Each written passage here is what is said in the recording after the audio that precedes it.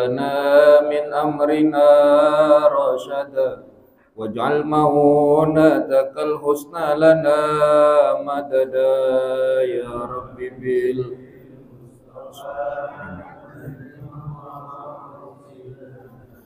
واغفر لنا ما مضى ولا تكلنا إلى تدبير أنفسنا فالنفس تعجز عن إصلاح ما فسد يا رب بالمصطفى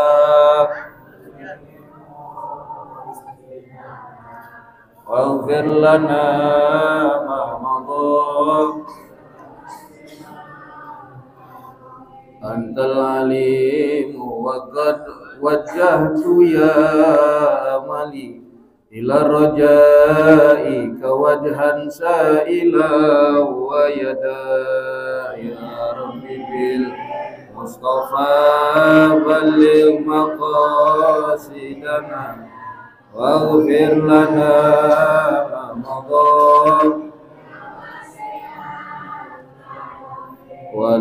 وللرجاء ثواب أنت تعلمه فاجعل ثوابي دوام ستر لي أبدا يا ربي بالمصطفى بلغ مقاصدنا واغفر لنا ما مضى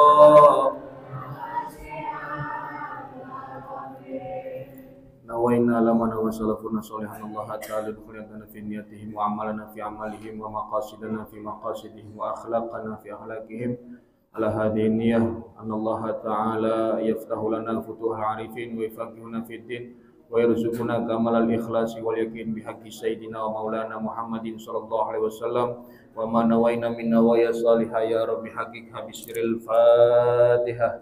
أعوذ بالله من الشيطان الرجيم. بسم الله الرحمن الرحيم. الحمد لله رب العالمين الرحمن الرحيم مالك يوم الدين إياك نعبد وإياك نستعين اهدنا الصراط المستقيم صراط الذين أنعمت عليهم غير المغضوب عليهم ولا الضالين آمين. بسم الله الرحمن الرحيم. Alhamdulillahi rabbil alamin wassalatu wassalamu ala asrafil anbiya'i wal mursalin sayyidina wa maulana Muhammadin wa ala alihi wa sahbihi wa man tabi'ahum bi ihsanin ila yaumiddin amma ba'du. Jamaah kaum muslimin muslimat yang dirahmati oleh Allah Subhanahu wa taala, alhamdulillah kita semua masih diberikan nikmat sehat afiat lahir batin sehingga kita dapat menunaikan kewajiban kita yaitu sholat subuh berjamaah, dan juga kita minta kepada Allah, kita berharap agar puasa yang kita jalankan pada hari ini senantiasa diberikan kekuatan dan juga puasa kita diterima oleh Allah Subhanahu wa taala. Jamaah yang dimuliakan oleh Allah Subhanahu wa taala, baiklah mari kita lanjutkan pembahasan kita terkait rahasia puasa, yang mana kita kemarin baru sampai kepada menjelaskan definisi atau makna dari puasa itu sendiri dan tentunya apa saja yang membatalkan daripada puasa. Apa saja yang bisa menjadikan batalnya puasa kita? Kemarin kita telah membahas bahwa perkara pertama yang bisa membatalkan puasa adalah memasukkan sesuatu ke dalam salah satu lubang dari yang 5 lubang yang ada di dalam anggota tubuh kita, yaitu mulut, hidung, telinga, lubang depan itu kubul, dan juga lubang belakang atau dubur. Kemudian yang kedua yang dapat membatalkan daripada puasa yaitu adalah muntah dengan sengaja. Kita sudah bahas kemarin baik dengan wajar muntah itu atau tidak wajar, dalam keadaan darurat atau tidak. Yang penting muntah yang disengaja itu membatalkan puasa. Kemudian yang ketiga, bersenggama di siang hari. Ya, dan juga itu wajib qadha puasa bersenggama di siang hari. Dan tentunya ada kafarat, ada denda yang harus dibayarkan bagi seorang suami yang membatalkan puasa karena bersenggama. Bersenggama di siang hari bagi orang yang sedang puasa itu termasuk dosa besar. Ya. Apalagi dia mengetahui keharamannya, itu termasuk dosa besar. Kemudian kita bahas yang selanjutnya. Hal yang dapat membatalkan puasa yang keempat adalah keluar mani dengan sengaja. Keluar air mani dengan sengaja baik laki maupun perempuan. Maksudnya adalah mengeluarkan dengan sengaja, yaitu dengan mencari sebab keluarnya air mani. Contoh, misalkan ketika ada seseorang yang dia mengetahui bahwa dirinya jika dia mencium istrinya atau menyentuh kemaluannya sendiri dengan dia punya tangan atau dengan tangan istrinya bakal keluar air mani, maka batal puasanya. Biar kata baru nyentuh, kalau memang dia tahu setiap nyentuh istrinya dia bakal keluar air mani, maka batal puasanya. Atau mengeluarkannya dengan sengaja, baik dia dengan tangan dia sendiri ataupun dengan tangan istrinya. Yang terpenting keluarnya dengan disengaja. Tidak batal jika keluar air mani itu tanpa sengaja. Kalau kagak sengaja, kagak batal. Contoh, orang tidur puasa, dia mimpi, di dalam mimpinya bersenggama, berhubungan badan, keluar air mani, maka puasanya tidak batal. Karena keluarnya tanpa sengaja. Berbeda dengan orang yang bersenggama, berhubungan badan di siang hari. Suami istri ataupun dengan pasangan yang tidak halal bersenggama, dia baik keluar mani atau tidak keluar, maka batal puasanya. Tuh, misalkan dia baru berhubungan, baru masuk sedikit kepalanya, itu udah batal meskipun belum keluar air mani, itu bersenggama. Berbeda dengan keluar mani dengan sengaja. Kalau keluarnya tidak sengaja, maka tidak batal. Itu perkara keempat yang bisa membatalkan puasa. Lalu perkara kelima, apa hal yang bisa membatalkan puasa? Ada Pak di situ di kertasnya. Yang kelima apa? Hilang akal. Hilang akal. Nah, terkait hilang akal ini Pak, Bu, ada 3 martabat. Terkait hilang akal tuh ada 3 martabat Pak. Boleh yang ada pulpen dicatat. Hilang akal ada 3 martabat. 1, gila. Orang gila tuh orang yang hilang akalnya, betul. Yang kedua, mabuk atau pingsan. Dan yang ketiga, tidur. Nomor 1 berat, nomor 2 sedang, nomor 3 ringan. Itu orang yang hilang akal. Yang pertama, gila. Sengaja atau tidak sengaja itu gila, bisa membatalkan puasa meskipun sebentar. Biar kata semenit dia gilanya, disengaja lagi, maka batal puasanya. Biar kata sebentar, itu orang gila, hilang akal. Kemudian derajat berikutnya mabuk atau pingsan. Mabuk sama pingsan sama.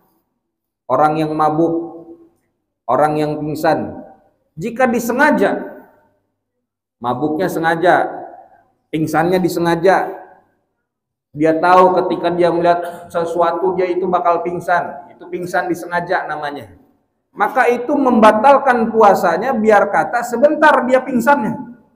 Atau dia minum minuman keras, dia mabuk, batal puasanya biar kata mabuknya sebentar. Itu seperti contohnya kayak sengaja dia mencium sesuatu yang dia tahu bakalan mabuk. Misalkan dia tahu naik kendaraan itu bakal mabuk. Emang udah biasa dia kalau naik mobil dia mabuk.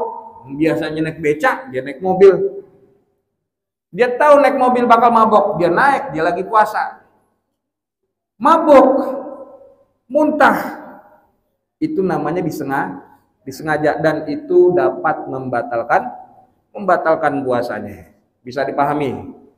Nah, kalau tidak disengaja maka akan membatalkan puasa jika terjadi mabuk atau pingsannya seharian penuh.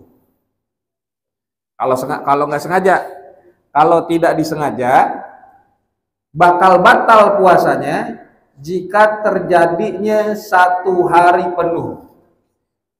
Paham nggak nih? Mabuk atau pingsan, kalau disengaja, biar kata sebentar batal.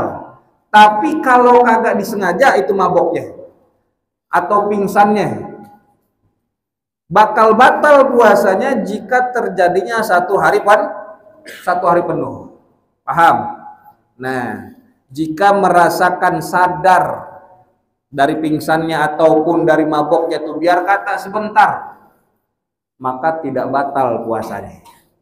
Itu kalau bagi orang mabok, orang pingsan. Kalau terjadinya sehari penuh dia pingsannya, maka akan batal puasanya, baik disengaja maupun tidak disengaja. Kemudian contoh lain kayak misalkan tadi yang saya katakan mabuk kendaraan, atau dia mencium sesuatu yang bisa menjadikan dirinya mabuk atau pingsan. Tapi dia nggak tahu nih. Kalau tadi kan dia tahu kalau dia naik kendaraan dia bakal pingsan, bakal mabuk. Nah, ini dia nggak tahu.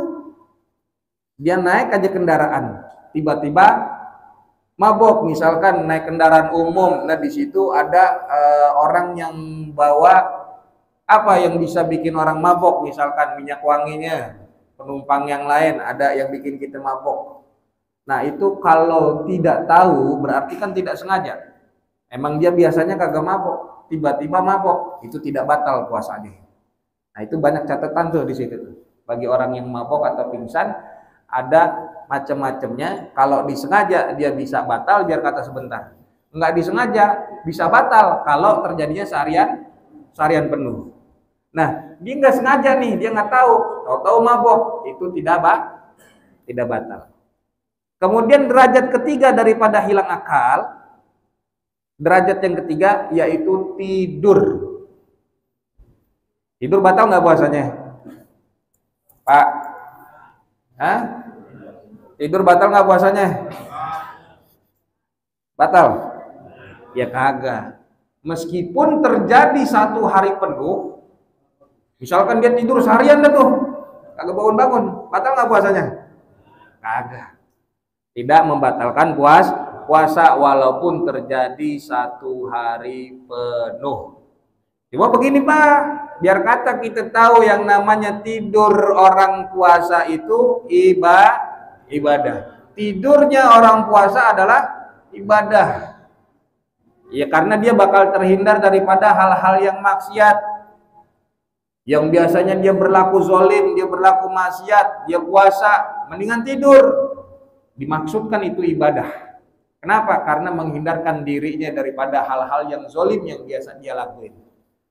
Tapi kalau tidurnya 1 hari penuh, bangun bentaran mendusin cuma sholat johor sama asar, bangun-bangun lagi maghrib, tinggal buka, itu tidurnya lagi latihan mati. Emang kagak batal puasanya. Paham? Iya. Kemudian yang bisa membatalkan puasa, ibu-ibu haid, menstruasi, kemudian nifas. Haid sama nifas hampir sama. Yang beda cuman darahnya kapan keluarnya. Kalau nifas keluarnya setelah melahirkan. Kalau haid bisa sebulan sekali. Nah, haid ataupun nifas itu membatalkan puasa. Biar kata datangnya 2 menit sebelum azan maghrib, batal puasanya. 2 menit sebelum azan maghrib ibu-ibu keluar darah haid, batal puasanya. Kalau dia puasa juga gimana? Sah nggak puasanya? Nggak sah. Bagi orang yang haid, orang yang nifas, puasanya kagak sah.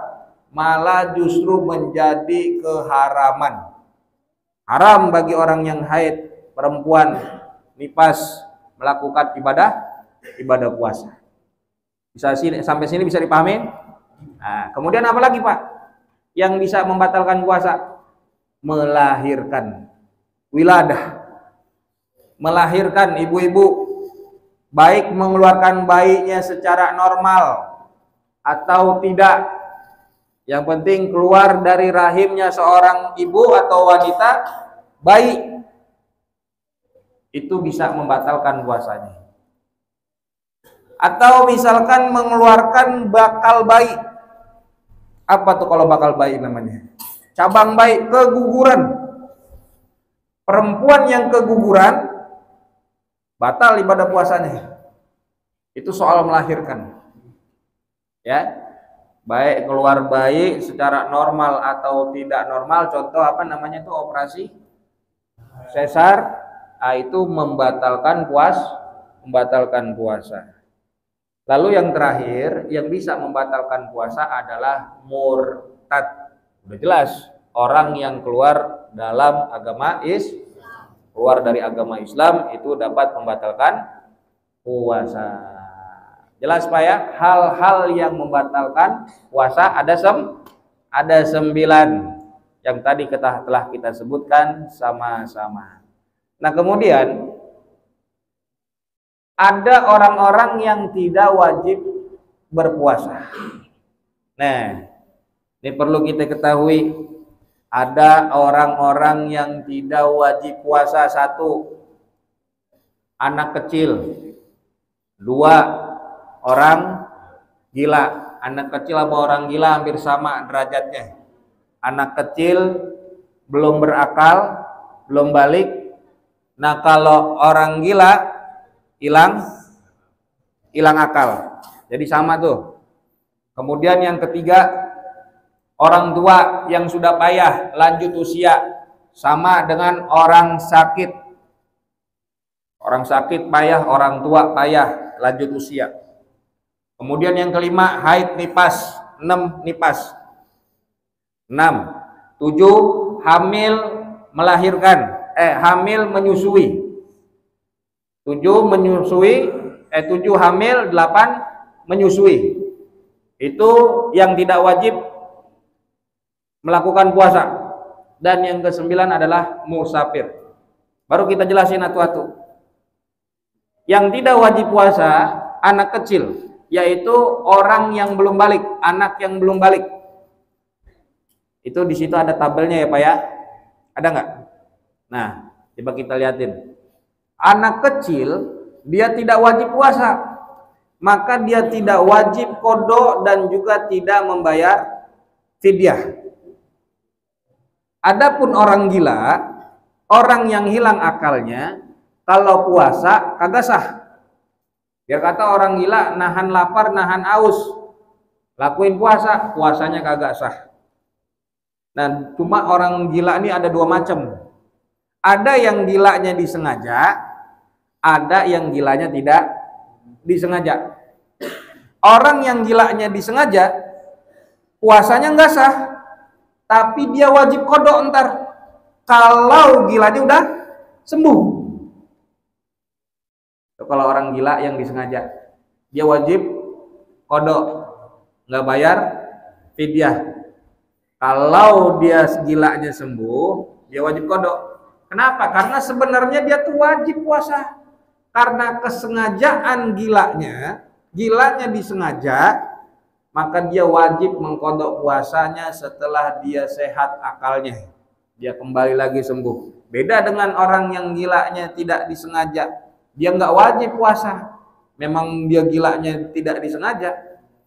Kalaupun dia puasa, tetap puasanya nggak sah. Kalaupun dia sembuh dari gilanya tadi nggak disengaja, dia sembuh tiba-tiba, maka dia tidak wajib mengqadha puasanya. Dia nggak wajib ganti puasanya karena gilanya tidak disengaja. Beda sama yang gilanya tadi disengaja. Bisa paham Pak ya? Oke. Kemudian yang ketiga, ada orang tua, orang yang udah lanjut usia, artinya udah payah ngelakuin puasa berat, dia nggak kuat kalau dia kata puasa juga. Nih, orang tua yang udah lanjut usia, dia di situ kategorinya tidak wajib qadha puasa, tetapi dia wajib membayar fidyah. Tuh. Kalau orang tua yang udah kagak kuat puasa, dia wajib bayar fidyah, dia nggak wajib qadha. Kemudian ada orang sakit. Kalau orang sakit, ini orang sakit tuh boleh meninggalkan puasa. Boleh orang sakit meninggalkan puasa. Nggak wajib baginya dia puasa orang sakit tuh. Cuman orang sakit ada dua kategori. Orang yang sakitnya ada harapan kesembuhan, ada yang sakitnya tidak ada harapan kesembuhannya. Ini yang bisa ngebedain ada harapan atau tidak cuma dokter. Dokternya dokter yang muslim, yang terpercaya. Kalau kata itu dokter, wah kayaknya ini mah udah kagak bakalan sembuh dah. Nah, ini berarti masuknya sakit yang tidak ada harapan kesembuhannya. Tapi kalau kata dokter, ya insya Allah 2 hari mendingan dah. Nah, ini ada harapan kesembuhan. Atau bisa karena berdasarkan pengalaman. Pengalaman dia sakit begini, ya paling seminggu 2 minggu sembuh dia punya sakit. Nah, itu namanya ada harapan kesembuhan. Nah, adapun orang yang sakitnya Pak, ada harapan kesembuhan. Dia boleh meninggalkan puasa, tetapi wajib mengqadha puasanya saat dia udah sembuh dari penyakitnya. Dan dia tidak wajib membayar fidyah. Sedangkan orang yang sakitnya, yang kata dokter nggak ada lagi harapan kesembuhannya, dia tidak wajib qadha, tetapi dia hanya membayar fidyah. Tuh, ada di tabelnya ya, bisa dilihat ya. Kalau orang yang sakit ada harapan kesembuhan, dia wajib qadha, tidak bayar fidyah. Tapi kalau orang yang sakitnya tidak ada harapan kesembuhannya, kata dokter, atau karena pengalaman orang juga begitu, nah dia tidak wajib mengqadha puasanya, hanya saja dia wajib membayar fidyah. Ya. Kemudian apalagi siapa yang tidak wajib puasa? Wanita atau perempuan yang haid dan juga nifas. Nih, perempuan yang haid dan nifas tidak wajib puasa. Bahkan tadi kita katakan kalau dia puasa juga maka puasanya haram. Nah, lalu ada perempuan hamil, perempuan yang menyusui. Perempuan hamil dan menyusui itu tidak wajib puasa. Tapi kalau mau puasa boleh. Perempuan, ibu-ibu yang sedang hamil, kalau nanya puasa boleh apa kagak? Boleh. Tapi tidak wajib. Sama kayak orang sakit, masih boleh sebenarnya puasa, tapi boleh meninggalkan puasa. Kita lihat Bu, Pak, orang yang hamil atau orang yang menyusui itu dilihat khawatir akan kondisinya dan juga bayinya, dia boleh meninggalkan puasa. Jika dia khawatir akan dirinya, akan kesehatan dirinya, kalau dia maksain puasa, perempuan hamil contoh, dia maksain puasa boleh. Tapi kalau dia khawatir akan kesehatan dirinya, fisiknya, dia tinggalkan puasa, dia wajib qada puasanya. Dia hanya wajib qada puasa, tidak bayar fidyah. Tapi yang dikhawatirkan dirinya dan juga janinnya. Dia khawatir akan kesehatan dirinya dan juga bayinya, calon bayinya. Maka dia wajib qada puasa. Perempuan yang hamil, kalau dia khawatir akan dirinya dan juga janinnya, dia wajib qada puasa, tidak bayar fidyah. Nah, berbeda ketika yang dikhawatirkan adalah hanya janinnya, bukan diri ibunya, tetapi calon bayinya yang dikhawatirkan. Kalau ibu-ibu ninggalin puasa yang lagi hamil, nah ibu ini wajib qada puasa dan juga bayar fidyah. Tuh, lempengan situ tuh aturannya. Sama ibu menyusui juga begitu. Cuman syaratnya, Bu. Nih ibu-ibu dengar nggak nih? Nih Bu, ibu-ibu yang sedang menyusui, baik anaknya ataupun anak orang, itu syaratnya adalah bayinya masih di bawah umur 2 tahun Hijriah. Kalau di atas 2 tahun Hijriah masih disusuin, nggak masuk kategori ibu-ibu boleh ninggalin puasa. Yang boleh meninggalkan puasa, ibu sedang menyusui anak yang masih di bawah 2 tahun Hijriah hitungannya. Paham nih? Nah, sama kayak tadi, jika ibu-ibu khawatir akan dirinya, maka qada puasa. Kalau khawatir dia akan dirinya dan juga bayinya, qada puasa, nggak bayar fidyah. Tapi yang dikhawatirkan ketika ibu-ibu menyusui anak tuh, yang dikhawatirkan adalah bayinya. Kalau ibu ini tetap maksain puasa, ini anak ntar kagak nyusu-nyusu, lapar, air susu kagak keluar.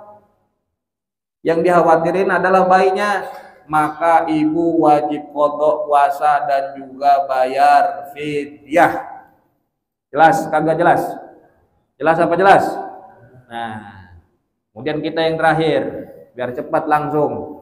Yang ke-9, orang yang tidak wajib puasa adalah musafir. Tahu musafir, Pak? Orang yang bepergian, orang yang melakukan perjalanan. Syaratnya musafir ini boleh meninggalkan puasa. Syaratnya adalah tempat yang dituju dari tempat tinggalnya berjarak tidak kurang dari 84 km. Tidak kurang dari 84. Udah harga pas segitu. Gak usah ditawar. Ya kalau tawar nggak ada rasanya. Tuh syaratnya tuh yang pertama, tempatnya yang dituju tidak kurang dari 84, sekitaran itu. Kurang lebih. Kemudian perjalanannya harus dilakukan dari sebelum subuh. Paham nih? Misal sebelum subuh, pokoknya deh intinya. Sebelum azan subuh itu udah jalan. Sebelum azan subuh patokannya udah nggak ada lagi di wilayah tempat tinggal. Batasnya mana? Kecamatan. Tuh, lebih jelas lagi dah. Batasnya kecamatan. Kalau udah keluar dari kecamatan, waktu subuh itu udah boleh ninggalin puasa. Tapi kalau bapak mau musafir, mau pulang kampung, jalannya habis subuh, nggak boleh ninggalin puasa. Bukan syarat itu.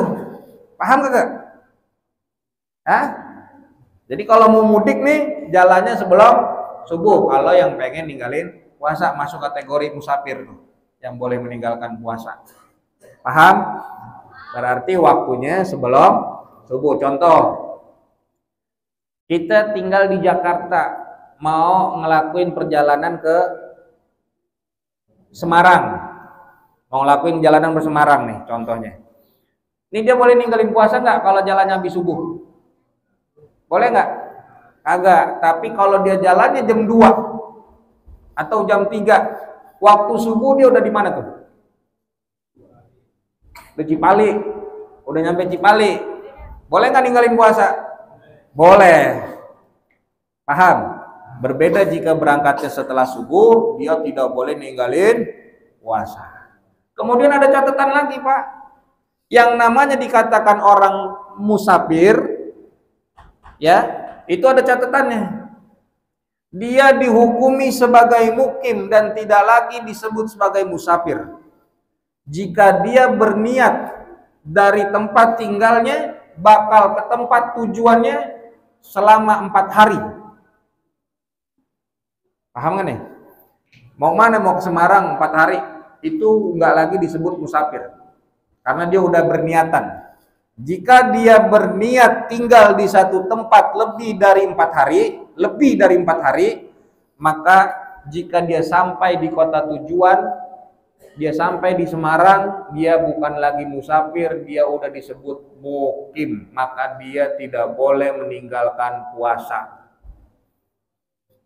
Kalau dia berniatan dari sebelum berangkat bakal nginap lebih dari 4 hari, atau dia nggak punya niatan begitu, tapi pas dia udah sampai patokannya adalah lebih dari 4 hari. Beda dengan yang tadi dia udah berniat dari Jakarta mau ke Semarang, dia berniat bakal nginep di sono lebih dari 4 hari. Nah udah nyampe sono dia nggak boleh ninggalin puasa. Tapi kalau dari sini dia jalan kagak ada niatan ke sono lebih dari 4 hari, dia hitungannya di sono masih 4 hari boleh ninggalin puasa. Lebih dari 4 hari dia udah nggak boleh ninggalin puasa. Paham nih? Paham apa kagak? Manggut-manggut doang. Jadi syaratnya begitu. Kalau orang yang dia udah niatan di sini mukim, udah bakalan mukim di sana lebih dari 4 hari, dia bukan disebut lagi musafir. Ya, dia baru nyampe aja di situ. Dia udah disebut mukim, orang yang tinggal di situ.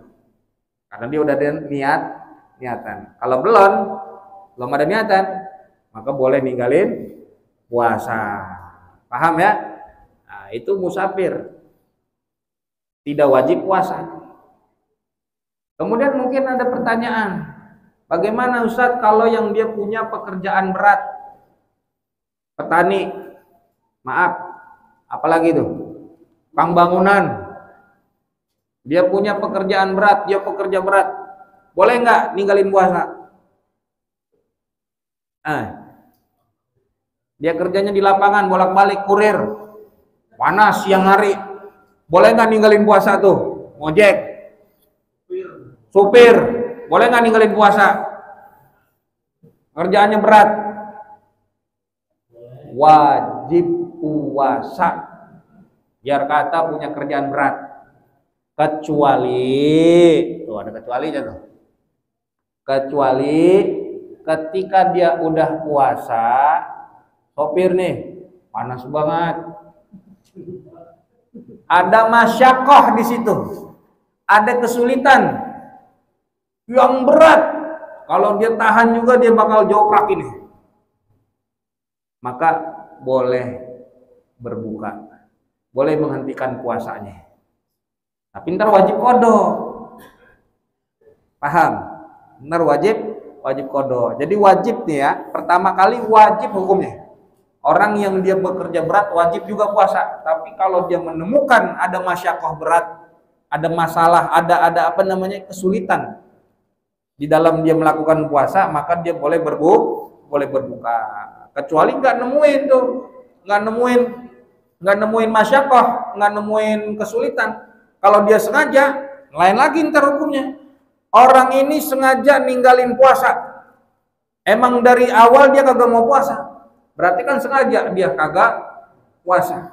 Dalam kitab Safinatun Najah dijelaskan ada beberapa orang yang dia wajib qadha puasa dan juga wajib pura-pura puasa.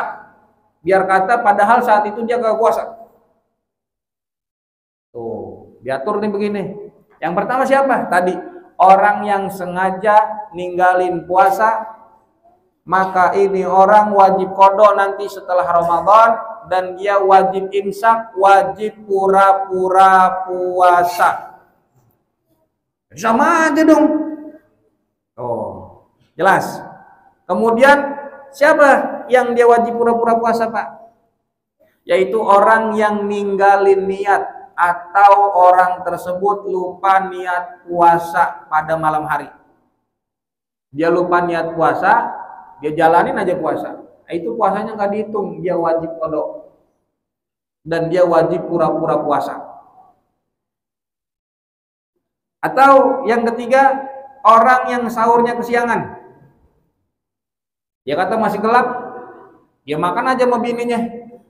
Udah kelar makan, dia lihat jam, lah 5:30. Mendung. Ini sahur kesiangan. Itu orang wajib kodok puasanya dan dia wajib pura-pura puasa yang sahurnya kesiangan. Tapi kesiangannya emang udah lewat dari waktu subuh, ya. Kemudian yang keempat, orang yang buka puasanya kecepatan, belum waktunya dia udah buka. Ya, azan di TV iklan. Dia kira udah azan dan waktu buka, dia buka tuh. Dengan dia punya keyakinan udah azan, dia buka. Iklan apa itu? Ya iklan serok dah. Ada suara beduk, udah azan tuh wali kelas tuh. Padahal di TV dia buka puasa dengan penuh keyakinan emang udah azan, padahal belum waktunya. Nah, ini orang wajib mengkodok puasanya dan dia wajib pura-pura puasa. Lain lagi tuh. Dan yang kemudian ada lagi yang kelima, orang yang salah hari. Orang yang salah hari itu orang yang dia mengira belum masuk waktu Ramadan. Dia kira masih 30 Sya'ban. Padahal udah masuk Ramadan. Dia makan dah tuh siang hari. Kata orang, lah udah masuk Ramadan. Nah, ini orang nanti bakal wajib kodok puasanya dan dia wajib pada saat itu pura-pura puasa. Padahal emang dia lagi nggak puasa, tapi wajib pura-pura puasa. Atau yang keenam, yaitu orang yang salah dalam berwudu. Orang yang salah dalam wudu nih, kemarin kita udah jelasin, kumur-kumur boleh nggak? Boleh, sunnah. Tetapi tidak boleh melakukan kesunahan yang berlebihan. Yang kemarin nyampe di tenggorokan nih, itu kan sunnah tuh. Kecuali orang puasa, nggak boleh begitu kumur-kumur, nggak boleh kalau lagi puasa. Nah, orang yang melakukan itu kan tadi tidak dianjurkan. Khawatir tertelan, maka ketika tertelan tuh orang yang salah dalam wudunya itu, dia wajib kodok puasanya, batal puasanya. Dia wajib kodok, dia wajib pura-pura puasa. Paham? Itu yang wajib dan yang tidak wajib meninggalkan, yang tidak wajib puasa, yang boleh meninggalkan puasa. Nah, di situ kan tadi Pak ada wajib kodok, ada wajib bayar fidyah. Nah, kita bahas berapa sih ukuran fidyah? Berapa ukuran fidyah? Fidyah itu apa? Memberikan makanan pokok kepada fakir miskin. Tujuannya jelas nih, untuk mengganti puasa. Satu hari puasa yang ditinggalkan, satu fidyah yang dikeluarkan. Ukurannya daripada fidyah itu adalah 1 mud. 1 mud itu adalah 2 genggaman 2 telapak tangan. Ini. Atau kalau mau tahu ukurannya, ini sekitar 6 atau sampai 6,75 on. Biar lebih gampangnya kalau kagak bakal nanya lagi, 1 liter atau lebihin 1 kilogram. Beras 1 kilo, beras 1 liter, bayar fidyah 1 hari kagak puasa bagi orang yang tadi wajib bayar fidyah. Paham? Diberikannya kepada siapa? Fakir miskin. Kalau dia kagak miskin, diberikan kepada orang tersebut, kagak jadi fidyahnya. Ya. Selain fakir miskin haram menerima fidyah. Misalkan ini yang sering banget sama kita, orang tua kita meninggal dunia, datang ke Ustaz, saya mau bayar fidyah orang tua saya meninggal dunia. Kita kadang bikin tahlilan tuh, kasihin atu-atu bawa pulang beras fidyah, betul? Bagaimana caranya? Kan nggak semuanya yang datang fakir miskin. Kalau diberikan kepada orang kaya, kagak jadi fidyahnya. Paham tuh? Maka biar gampangnya, kalau bapak nih udah belajar begini, udah tahu, datang ke Ustadz, misalkan orang tua saya meninggal dunia, sekiranya dia sakit 2 tahun tuh ninggalin puasa, berarti berapa tuh? Dia bakal bayar fidyah Satu Ramadan 30, 60, bikin dah 60 liter, 60 kilo daripada beras. Bagiin ke siapa? Fakir miskin. Itu biar gampang ya begitu, bagiinnya ke fakir miskin. Tapi kita nyari fakir miskin kan susah. Ente miskin ya? Ente miskin, kan gak enak tuh, sakit hati dia dikata begitu. Nah, ini ilmunya nih penting nih. Cara dia mengelak daripada fidyah. Nih ustadznya yang ngebimbing. Nih, ini fulan daripada ahli warisnya. Dia kan harusnya dia puasa dulu nih. Kalau nggak sanggup baru dia bayarin fidyah. Sebab dikatakan man mata wa alaihi syam soma anhu waliyuhu. Fa in lam yasumu, kalau dia kagak sanggup puasa, dia kagak mau puasa, aqimu anhu min tirkatihi an kulli yaumin miskina. Baru dah tuh kasih makan satu hari satu orang miskin. Satu hari tinggalin puasa, satu orang miskin berfidyahnya. Ini caranya begini. Ini orang anaknya yang orang tuanya meninggal. Nah, ini orang miskinnya nih. Ini harus benar miskin. Ustadznya ngebimbing. Disebut, fulan, ini saya ada beras 60 kilo, 60 liter untuk menggantikan, untuk membayar fidyah sebagai ganti puasanya orang tua saya yang ditinggalkan. Diberikan, didorong tuh biasanya. Kata si miskinnya, orang miskinnya, saya terima, saya kembalikan lagi. Kan gitu tuh. Begitu bukan? Saya terima, saya kembalikan lagi. Nah kan udah dikembaliin lagi tuh. Kalau udah dikembaliin, jatuhnya punya siapa? Nah punya dia. Fidyahnya udah kelar tuh.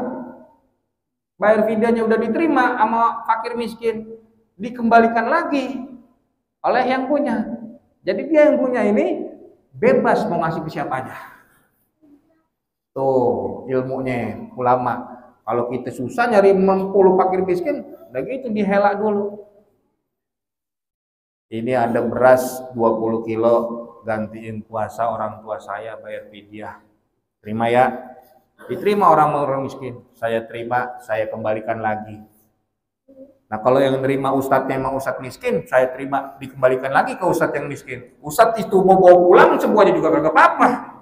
Kagak dibagiin lagi. Jelas? Ya karena udah jadi milik ustadz itu atau udah jadi milik itulah seorang itu, maka nanti dibagikan kepada siapapun boleh dan bayar fidyahnya jadi. Kalau main bagiin aja kagak jadi, belum tentu yang nerima orang miskin semuanya. Kalau yang nerimanya orang kaya kagak jadi bayar fidyah. Paham? Itulah sedikit daripada yang wajib puasa dan boleh meninggalkan puasa. Kemudian lanjut, Pak. Ada di sana hukum-hukum puasa. Hukum puasa itu ada apa aja? Ada puasa yang wajib, yaitu jelas puasa Ramadan. Ada puasa nazar, puasa kafarat, puasa qadha. Sebagai gantian itu wajib. Ada puasa sunnah, Senin Kemis, puasa Daud, Arafah, Asyura, Muharram, Ayyamul Bid. Ayyamul Bid 13, 14, 15. Kemudian ada puasa yang makruh. Puasa yang makruh. Puasa hari Jumat tanpa diikuti hari sebelum atau sesudahnya. Itu makruh hukumnya. Ada lagi puasa haram. Mana puasa yang haram? Yang dilakukan pada hari raya Idul Fitri, Idul Adha, dan 3 hari tasyrik. Itu haram hukumnya. Begitupun puasa yang dilakukan oleh seorang istri. Puasa sunnah dilakukan oleh seorang istri tanpa izin suami, hukumnya haram. Paham? Istri mau puasa sunnah Senin Kemis tanpa izin suaminya, haram tuh puasanya. Paham nggak nih ibu-ibu? Ada ibu-ibunya. Dijelasin ntar. Ya, bapak kalau ada istrinya tahu-tahu puasa, kagak bilang sama bapak, berarti puasanya haram. Nah, barulah kita bahas. Kalau udah jelas tadi definisi yang membatalkan puasa dan juga hal-hal yang wajib, orang-orang yang wajib puasa, dan juga kita udah bahas wajib qadha fidyah, baru kita masuk kepada pembahasan puasa Ramadan. Puasa Ramadan yang kita lakuin, Pak, yang kita kerjain setahun sekali dalam sebulan,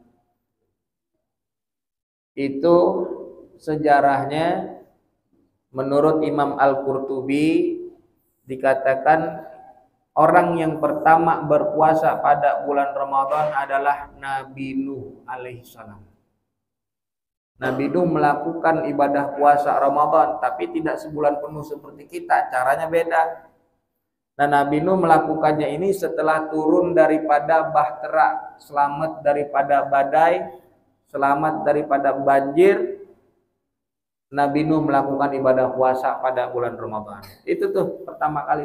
Emang caranya beda sama kita, tapi substansinya sama, yaitu mensyukuri atas nikmat yang Allah berikan. Nabi Nuh diberikan keselamatan daripada banjir bandang bersama dengan kaumnya, maka Nabi Nuh melakukan ibadah puasa bulan Ramadan. Nah, begitupun kita melakukan ibadah bulan puasa Ramadan saat ini. Kapan mulai disyariatkannya dan diwajibkannya puasa Ramadan kepada umat Nabi Muhammad SAW? Tepatnya pada tahun 2 Hijriah, yaitu 2 tahun setelah hijrahnya Nabi dari Mekah ke Madinah. Pada bulan Sya'ban, sebulan sebelum bulan Ramadan. Pada tahun berapa, Pak? 2 Hijriah. Jadi Nabi Muhammad SAW selama hidupnya melakukan ibadah puasa Ramadan berapa kali? 9 kali. Nabi Muhammad dari mulai tahun 2 Hijriah 3, 4, 5, 6, 7, 8, 9 10 11 Hijriah Nabi Muhammad di awal tahun meninggal dunia, Rabiul Awal. Jadi Nabi Muhammad 9 kali ibadah puasa Ramadan. Mana ayatnya, dalilnya? Ya ayyuhalladzina amanu kutiba alaikumusiyam kama kutiba alal ladzina min qablikum la'allakum tattaqun. Dan Nabi pernah didatangi nama orang Arab Badui. Ya Rasulullah, akhbirni ma faradallahu alayya minasyiyam. Ya Rasulullah, kasih tahu kepadaku apa yang Allah wajibkan daripada puasa. Qala Nabi syahra Ramadan. Nabi mengatakan ibadah wajib puasa yaitu pada bulan Ramadan. Inilah bukti diwajibkannya bulan Ramadan untuk kita berpuasa, khusus untuk umat Nabi Muhammad sallallahu alaihi wasallam. Kepada siapa diwajibkan? Orang muslim. Non muslim kagak wajib puasa Ramadan. Kagak wajib. Ada Pak itu puasa dia di rumah sakit sebelum operasi. Puasa bukan itu namanya? Itu namanya puasa bukan? Kayak niat nggak dia? Kagak niat dia. Dia nggak pakai niat. Tapi tetap puasa, dia nahan diri dari lapar dan haus sebelum operasi. Itu bedanya orang puasa yang beneran sama puasa karena mau operasi. Ntar bedanya apa di mana? Di niat. Orang muslim yang dia wajib puasa Ramadan, yang mukallaf itu balik. Tandanya balik tuh keluar mani bagi laki perempuan pada usia 9 tahun Hijriah, haid perempuan 9 tahun Hijriah.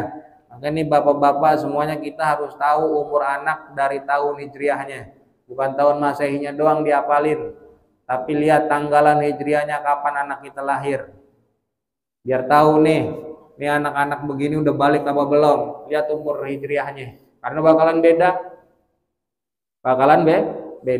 Dan kalau kagak keluar mani juga, lempengannya batasannya adalah umur 15 tahun Hijriah. Kalau bocah umurnya udah 15 tahun, maka dia dikatakan balik bagi laki-laki maupun perempuan. Biar kata belum keluar air mani, tapi umur udah 15 tahun masuk kategori balik. Dan juga akil, berakal. Karena orang yang hilang akal kagak wajib puasa. Tamyiz itu syarat daripada mukallaf. Apa itu tamyiz? Bisa membedakan mana korma, mana api. Bisa tahu mana tangan kanan, mana tangan kiri. Bisa makan sendiri, bisa cebok sendiri. Itu namanya tamyiz. Batasannya umurnya 7 tahun. Biar kata umurnya 8 tahun, tapi kagak bisa bedain mana kanan kiri, belum tamyiz. Penting patokannya di situ. Karena ada orang yang umurnya udah lebih dari 15 tahun, tapi maaf agak kurang, sehingga makan aja masih disuapin. Itu wajib nggak puasa? Kagak wajib puasa. Paham ya? Karena dia bukan mukallaf. Biar kata muslim, tapi bukan mukallaf. Orang yang muslim, mukallaf, meninggalkan puasa, hukumnya apa? Dosa. Karena wajib bagi orang yang muslim mukallaf untuk puasa. Maka hukum meninggalkan puasa Ramadan itu sama seperti hukum meninggalkan sholat. Di dalam kitab Risalah fi Syiyam dikatakan bahwasanya hukum orang yang meninggalkan daripada puasa Ramadan kafir. Bagi yang meninggalkan karena ingkar. Orang yang meninggalkan puasa karena memang ingkar, dia tidak meyakini ibadah puasa wajib, biar kata dia orang Islam, tapi dia dikatakan kemudian kafir lantaran meninggalkan puasanya. Itu hukuman yang pertama. Yang kedua, tidak kafir, hanya saja keislamannya yang kurang sempurna. Yang mana? Yang dia meninggalkan ibadah puasanya karena malas, karena meremehkan, ngegampangin. Ini orang ini dia tidak dihukumi kafir, tapi keislamannya kurang sempurna. Kenapa? Karena ibadah puasa Ramadan itu termasuk daripada rukun Islam. Biar kata dia meninggal dunia sampai begitu, nah itu ntar urusan Allah, dia diazab atau dia diampuni dosanya. Yang penting dia kagak kekal di neraka tuh. Batasannya bedanya begitu. Kalau orang kafir kekal, dia tidak kekal. Biar kata dia masuk neraka dulu. Kalau orang yang sengaja ninggalin puasa karena malas, ninggalin puasa Ramadan. Nah, kalau ada anggota keluarga kita atau teman kita yang ninggalin puasa karena malas, karena ngeremehin begitu, ajak tobat. Kalau dia nggak mau juga sampai meninggal dunia, ya udah urusan Allah dah. Yang penting wajib tuh, apalagi kita selaku orang tua, anak kita sengaja ninggalin puasa karena malas, kagak mau puasa Ramadan. Kita jadi tuntutan, Pak, wajib ngingetin, ajak dia bertobat. Harus itu. Orang tuanya jadi tanggungan nanti. Paham ya? Nah, kita bahas niatnya, Pak. Bapak-bapak niat puasa Ramadan bagaimana? Yang namanya niat itu, Pak, qasdus syai'i. Niat itu menyengaja untuk sesuatu. Niat mahalluha fil qalbi. Niat itu wajib di dalam hati. Dalam mazhab Syafi'i pelafalan hukumnya sunnah. Pelafalan disebutkan dengan lisan hukumnya sunnah. Yang penting wajib di dalam hati. Kalau dia cuma lafalin tapi dia nggak disebutkan dalam hati, maka puasanya nggak sah karena nggak dihitung niat. Maka harus kita perhatikan, ada hal-hal yang harus kita benar-benar teliti, perhatikan di dalam niat. Dilihat, Pak, di dalam kitab, di dalam kertas itu ada yang pertama yang wajib dihadirkan di dalam niat adalah al-qasdu, bermaksud untuk puasa. Yang kedua, meyakini kefarduannya. Dan yang ketiga, menentukan jenis puasanya.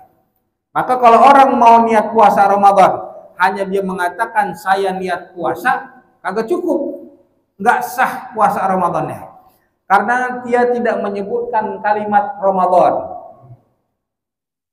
Cukup dengan dia menyebutkan saya niat puasa Ramadan atau nawaitu shauma Ramadan fardhan.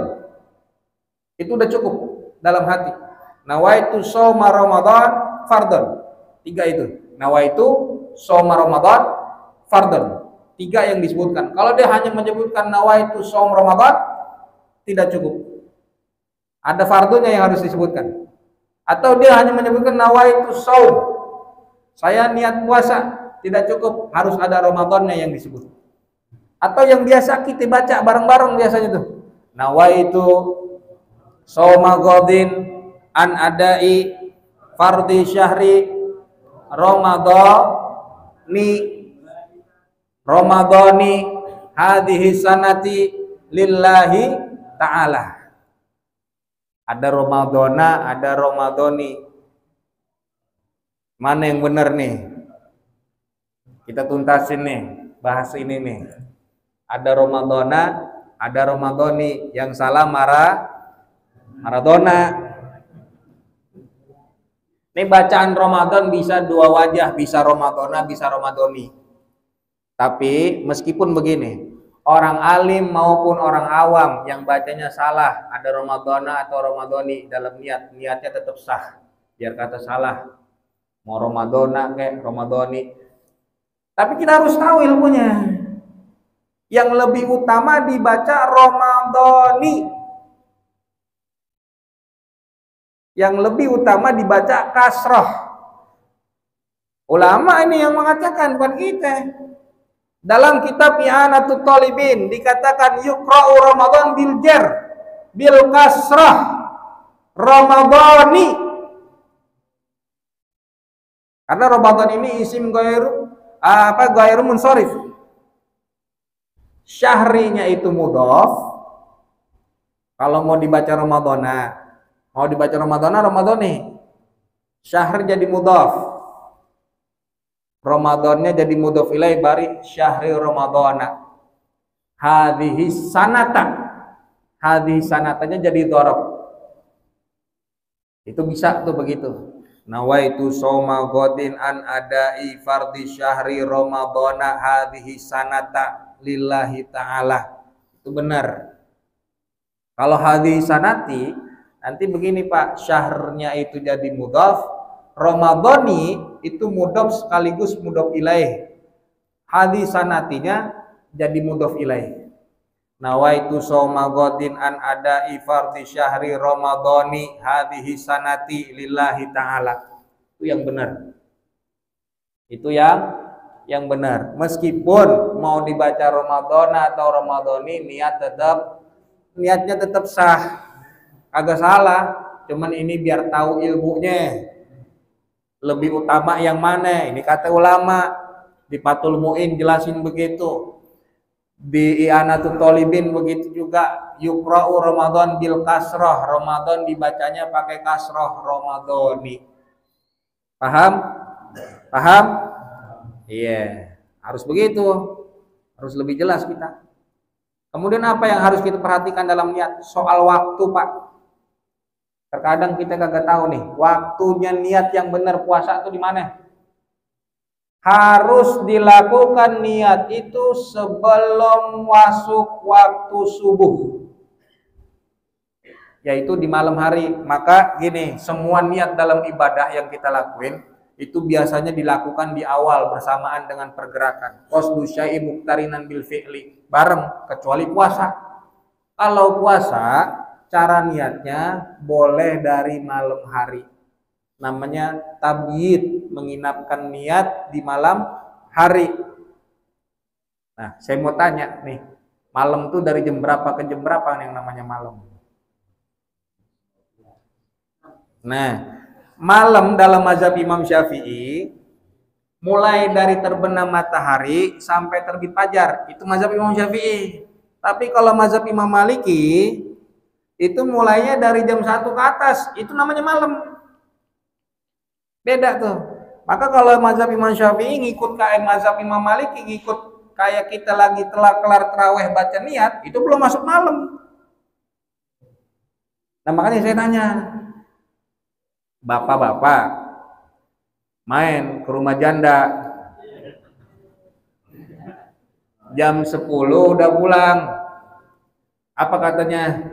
Mau kemana sih bang? Masih sore, udah pulang aja. Jadi jam 10 sore apa malam?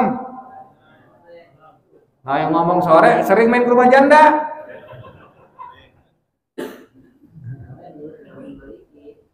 Nah, menurut mazhab Maliki itu masih sore. Tapi kalau menurut mazhab Syafi'i, terbenamnya matahari itu udah masuk malam. Paham? Jadi boleh nggak kalau niatnya dari kelar tarawih? Udah niat? Boleh. Kalau puasanya sunnah, puasa sunnah, kagak kudu malam hari. Batasannya mana? Johor. Batasannya johor. Sebelum johor, belum masuk waktu johor. Mah nggak ada sarapan, kagak ada, duit belanja kagak dikasih. Ya udah puasa dah, puasa sunnah, boleh tuh. Ya, itu mazhab Syafi'i boleh. Yang penting masih pagi dan belum makan. Kalau udah ngopi udah di samsu.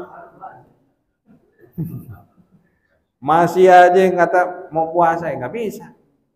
Paham ya? Harus ditabyid, harus diniatkan dari malam hari. Man lam yubayyitid siyam qabla tulu'il fajri fala siyama lahu. Siapa orang yang tidak menginapkan niat puasa pada malam sebelum terbitnya fajar, belum masuk ke waktu subuh, maka dia tidak dikatakan ibadah puasa. Paham? Nah, kemudian selain daripada dilakukannya malam, dalam mazhab Syafi'i yang harus diperhatikan dalam soal waktu niat, dilakukannya pada setiap malam. Setiap malam, Pak. Harus diniatin tuh ibadah puasa Ramadan. Kecuali dalam mazhab Imam Malik, boleh menggabungkan niat itu sebulan penuh di malam pertama Ramadan. Maka sunnah bagi orang yang dia khawatir atau sering banget sering lupa niat, dia disunahkan untuk mentaklid, mengikuti daripada mazhab Malik ini. Artinya kemarin pada malam pertama dia niatnya gimana? Nawaitu shoma syahri ramadhana kullihi lillahi ta'ala. Saya niat puasa Ramadan seluruh sebulan lillahi ta'ala. Atau nawaitu shoma jami'i syahri Ramadan hadhihi sanat taklidan li Imam Malik fardan lillahi ta'ala. Aku niat puasa seluruh bulan Ramadan, 1 bulan penuh, taklidan mengikuti lil imami Malikin, kepada Imam Malik fardan lillahi ta'ala. Itu niat puasa sebulan penuh. Kalau dalam mazhab Syafi'i kudu setiap hari dari malam. Paham? Sampai sini? Itu hanya perbedaan. Yang penting kita niatin dari tiap malam hari bulan Ramadan. Kan makanya diingetin mulu tuh setiap tarawih. Nawaitu shauma ghadin an adai fardhi syahri Ramadhani hadhihi sanati lillahi ta'ala. Itu niat puasa Ramadan yang benar. Sahurnya juga yang benar. Ya, sahur ngikutin, diakhirin. Sahur juga ngikutin Nabi Muhammad SAW. Sunnahnya begitu. Ntar kita bahas bagaimana cara sahur yang benar. Nanti kita juga bahas adab-adab puasa. Ada fadilahnya daripada puasa, ada faedahnya puasa juga ada. Ya. Nah, makanya kalau kita kan begini, Pak. Sedikit aja tentang keutamaan puasa Ramadan nih, daripada bulan Ramadan ini. Bau mulutnya orang yang puasa ini wangi nggak? Bau wangi. Cuma merupakan keistimewaan orang yang berpuasa itu, bau mulutnya itu di sisi Allah lebih wangi atyabu minal miski min rihil miski, daripada wanginya minyak misik. Maka Imam Syafi'i mengajarkan begini, menganjurkannya. Boleh nggak kita sikat gigi? Boleh. Asal belum masuk waktu johor. Belum masuk waktu johor, contoh habis dari sini kita lempengan pulang ke rumah tidur, bangun tidur kemudian belum johor kita mau sikat gigi. Selepas daripada johor, Imam Syafi'i tidak menganjurkan untuk kita sikat gigi. Supaya apa? Ada manfaatnya nih, ya, ada keutamaan daripada orang yang berpuasa, biar bau mulutnya lebih wangi daripada minyak misik. Paham? Kalau mau sikat gigi boleh asal sebelum johor, biar mengambil keutamaan daripada hadis ini, keistimewaan orang yang berpuasa, bau mulutnya lebih wangi daripada minyak misik. Itulah sedikit keutamaan dari begitu banyak keutamaan dan keistimewaan berpuasa pada bulan Ramadan. Nanti akan kita bahas lagi selanjutnya tentang adab-adab puasa dan juga fadilah, faedah serta hikmah daripada puasa itu sendiri. Mungkin hanya itu. Ada yang mau ditanyakan?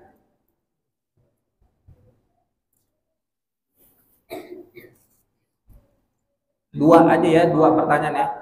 Ya, waalaikumsalam. Mengenai masalah tadi yang membatalkan puasa masukkan dari lubang anggota tubuh itu Ustaz. Memasukkan lubang sesuatu itu yang dalamnya itu seperti apa, itu dalamnya dalam takaran Islam itu misalnya kalau kita mukil gitu, masa kita mukil di ujung lubang itu membatalkan puasa. Nah terus ada lagi yang membatalkan dan tidak boleh berpuasa itu kan kalau wanita itu yang keluar haid. Nah kalau misalkan lelaki itu kayak kita donor darah gitu, itu ada takarannya berapa banyak ada kita tidak dibolehkan puasa itu Ustaz. Kalau misalkan kayak kerja, misalkan kita kalau mau donor darah itu takaran cuma sekantong atau 2 kantong kayak gitu. Terima kasih. Iya. Dengan Bapak siapa? Bapak namanya siapa? Nama saya? Iya, nama Bapak siapa? Nama saya Ahmad Ibrahim Ustaz. Ahmad Ibrahim. Kemarin datang nggak kemarin? Enggak ya? Ini semuanya udah kita jelasin kemarin. Yang pertama, terima kasih Bapak, itu pertanyaannya, yaitu memasukkan ke lubang, ya, sesuatu itu bisa membatalkan puasa. Mulut itu kalau batasannya hanya di lidah, tidak boleh ditelan, dan disengaja itu bisa membatalkan. Ada macam-macam hukumnya, Pak. Kalau memasukkan daripada pulpen ke mulut, itu hukumnya makruh. Kalau hanya untuk main-main sia-sia. Kalau ketelan itu pulpen, batal puasanya, Pak. Sengaja atau tidak sengaja, karena dia main-main. Masukin permen, masukin es krim, masukin kue cincin, kalau baru nyampe di lidah, nggak batal tapi makruh. Itulah. Ya, itu batasan mulut, lidah. Makanya orang nyicipin makanan sampai lidah aja, jangan ditelan. Nyicipin semur daging, jangan dagingnya, kuahnya. Ya, kita kan biasanya mama begitu mau masak mau Idul Fitri, udah semurnya udah dimasak duluan. Itu mulut. Kalau hidung, kelingking batasannya. Kelingking mana bisa masuk, sampai mentoknya mana, kalau liwat daripada batasan itu batal puasa. Maka kalau swab itu ditusuk sampai ke dekat nih, batasan dekat mata, hidung. Begitupun telinga, kelingking batasannya, jari paling kecil. Paham ya? Begitupun dubur atau kubul. Kalau kita mau istinja pakai perut jari aja. Ya, jangan dicolok. Batal puasanya. Bagian yang terlihat ketika jongkok itu batasannya. Itu yang 5 lubang itu. Mulut, hidung, telinga, 2 lubang, depan maupun belakang. Nah, kalau darah, mengambil darah, bekam. Nabi pernah bekam saat puasa. Batal nggak puasanya? Enggak. Kecuali ketika kita donor darah, kita tahu kita bakal lemah kondisinya, makruh. Paham ya? Itu dia donor darah. Biar kata mau sekarung, sekantong, 2 kantong, kalau emang kuat boleh. Paham? Mau ngambil darah, kalau kita dulu zaman kecil keluar darah korengan, jatuh, batal puasanya. Ada aja lagi itu mah. Enggak batal puasa. Hanya saja bisa jadi kemakruhan ketika kita donor darah atau dibekam, kita tahu badan kita bakal jadi lemah atau lemes yang bisa merusak puasa kita, kekuatannya. Dah. Jelas? Bapak? Oke, terima kasih. Ada lagi? Pak Guru? Waalaikumsalam warahmatullahi wabarakatuh. Salam fidyah Ustaz. Ini kan misalnya 1 bulan nggak puasa karena masih 1 bulan yang bayar fidyah. Seperti dari yang disampaikan, susah untuk menemukan orang yang dikasih untuk bayar fidyah. Sini pakai miskin. Nah, misalnya di perkampungan kita ini hanya ada 1 pakai miskinnya yang benar-benar pantas untuk dapat. Nah, sementara 1 bulan itu kan apa boleh hanya untuk 1 orang saja? 60. Bapak gimana? Hanya 1 orang saja, benar tiap hari. Hanya orang itu aja kita kasih. Dia berapa hari puasa yang dia? Misalnya full 1 bulan. Ya berarti 30 orang. Oh, nggak bisa untuk 1 orang aja. Karena kan alasannya nyari orang miskinnya susah. Makanya tadi ulama ngajarin gitu cara menghelak itu daripada fidyah. Yang tadi kita sudah jelaskan, kan ada 1 orangnya tuh. Nah, ini fulan ini yang ingin membayar fidyah menyerahkan. Saya ingin membayar fidyah, saya ini ada beras.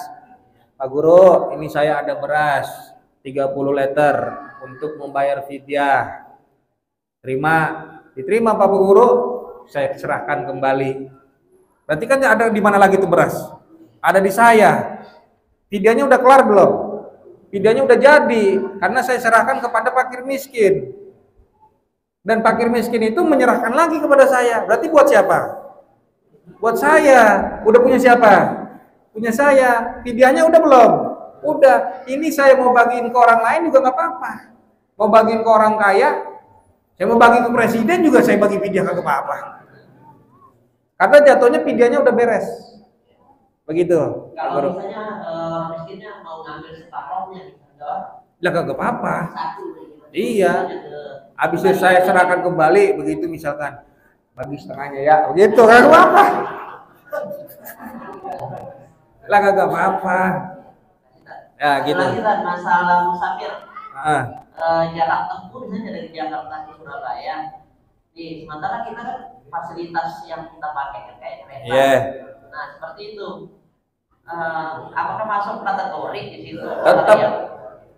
Tetap Bapak. Mau naik pesawat terbang, pesawat jet, jaraknya 84. Tidak kurang dari itu tetap namanya musafir. Tapi kalau misalnya dia sanggup itu, kalaupun dia sanggup nggak apa-apa. Tetap aja puasa gitu ya. Iya, tetapi Nabi menyarankan nggak puasa. Itu bagi orang yang melakukan musafir perjalanan. Ya, sebab apa? Ya, pernah sahabat itu melakukan puasa di saat melakukan safar perjalanan, kemudian akhirnya dia jadi lemes. Maka ini tidak dianjurkan dan mendingan tinggalkan puasa. Nah, sekarang kan ada jarak tempuh yang jaraknya jauh tapi bisa sejam waktunya dan dia sanggup puasa, silakan puasa. Itu makanya kan tadi saya bilang, ini boleh meninggalkan puasa, ya kan? Boleh meninggalkan puasa bukan berarti dia memang tidak harus puasa benar. Silakan puasa kalau memang sanggup. Kecuali tadi ada ya beberapa kayak orang haid itu benar haram. Nifas itu memang haram. Begitu. Cukup Pak Guru? Ya. Waalaikumsalam warahmatullahi wabarakatuh. Cukup ya. Nanti kita akan bahas lagi selanjutnya pada pertemuan yang insyaallah kita dikasih sehat, panjang umur, dan juga kita diberikan kekuatan oleh Allah Subhanahu wa taala, karena tidak ada daya, tidak ada upaya kita bisa datang ke tempat ini semua berdasarkan kekuatan dan kemauan dari iradah Allah Subhanahu wa taala. Kita baca Fatihah, mudah-mudahan apa yang kita dapatkan pagi hari ini membawa manfaat buat hidup kita dan juga keberkahan dunia wal akhirat. Al-Fatihah. A'udzubillahi minasyaitonir rajim. Bismillahirrahmanirrahim. Alhamdulillahirabbil alamin. Arrahmanirrahim. Maliki yaumiddin. Iyyaka na'budu wa iyyaka nasta'in. Ihdinas siratal mustaqim. Shiratal ladzina an'amta 'alaihim ghairil maghdubi 'alaihim waladdallin. Amin. Wallahu a'lam bishawab. Assalamualaikum warahmatullahi wabarakatuh.